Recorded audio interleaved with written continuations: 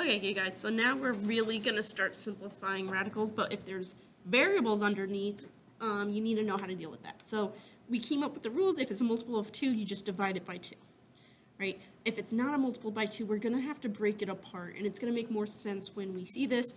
The first one, the square root of x squared. So remember, 2 divided by 2 would be 1.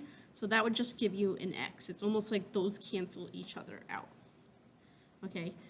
Now this one, what is the square root of 9? We learned last time that that's 3. Now, we have to do 10 divided by 2, so it's k to the 5th, and that's your final answer. So it's very easy like that. But now let's step up our game. We have n to the 5th. So what we're going to do is we're going to change that to n to the 4th times the square root of n. Right, because 4 plus 1 would give us that 5. So we're breaking it apart so that you have an even number. That way we could divide this by 2, so it's really n squared, and you leave this alone, times the square root of n. And that's it. So let's break apart the fourth one. All right, we have square root of 40 that we have to deal with. We want to make this a to the 18th, and we're going to leave an a over here. So now we have another issue. We have square root of 40, so we need to think of our perfect squares.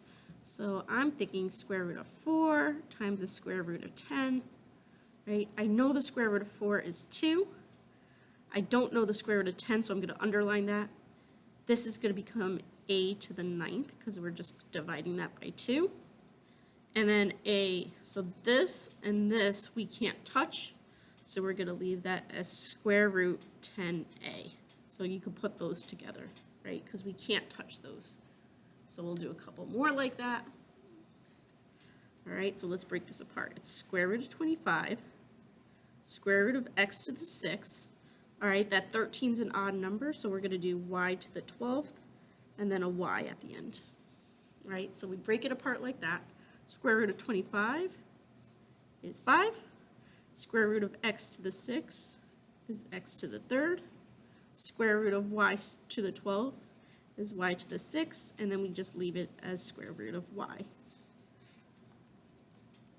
I think it makes it a lot simpler when we break it down like that. So let's do the same thing here.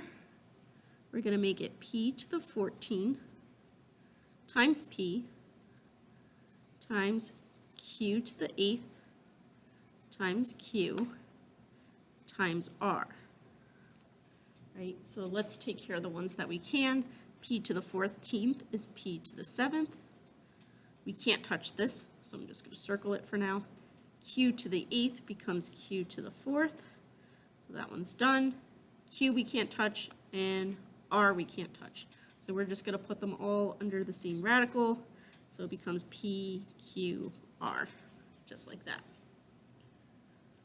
So let's keep going with this. 63, we need to split that into, isn't that 7 and 9? So square root of 9 times square root of 7. And then we also have the square root of b squared. Square root of 9 is 3.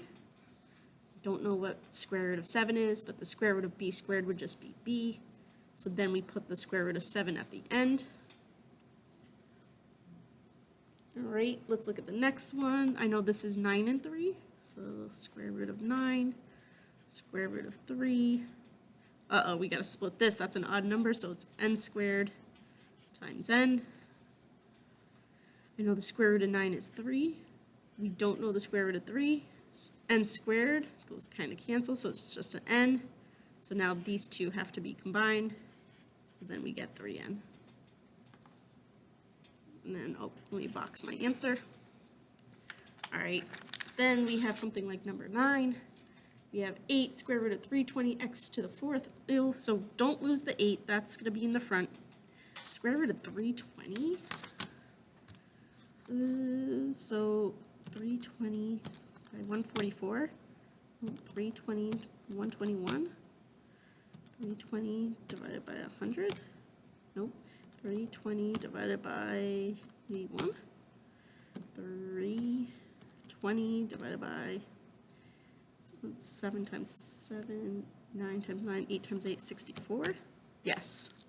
Okay, so we have square root of 64, we have square root of 5, we have square root of x, then we have square root of y to the 4th. So let's rewrite it. So 8 times the square root of 64 is another 8. We don't know the square root of 5. We don't know the square root of x. Y to the 4th become y squared.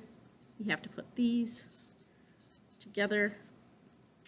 We have to multiply these now. So that's 64 y squared 5x. All right, we'll stop there. We don't have to get this crazy down here. Let's put, all right, same rule applies to our cube roots. So it would be am divided by 3 now. Okay, so we need multiples of 3. If it's not a multiple of 3, we break it apart so that it is. So luckily the first one, they kind of cancel each other, so that just becomes x. All right, this one's easy. The cube root of 64, let's say I forgot. So we could actually put this in the calculator if you hit math. There's a glare.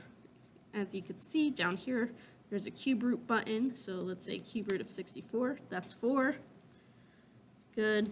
9 divided by 3 is 3. Okay, so for this one, we don't have a multiple of 7.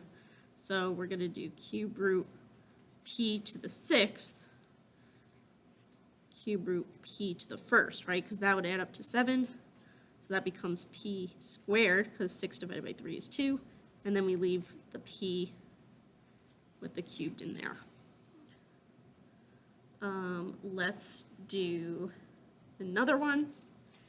Let's jump to number 17. 512, let's see. Let's see if there's a perfect cubed root. So 512. Math, go down to the cube root, and that's 512, so that's 8. Then notice the x is still going to be 3, cube root x. The y we need to separate into y to the 9th, y to the 1st. So the 8 just becomes an 8. This is going to stay the same. So that's just x. Ooh, the y to the 9th becomes y to the 3rd. And then y to the 1st. We're going to stop here because I don't get too crazy with the cube roots. We don't see them too much, but the square roots are more important to me.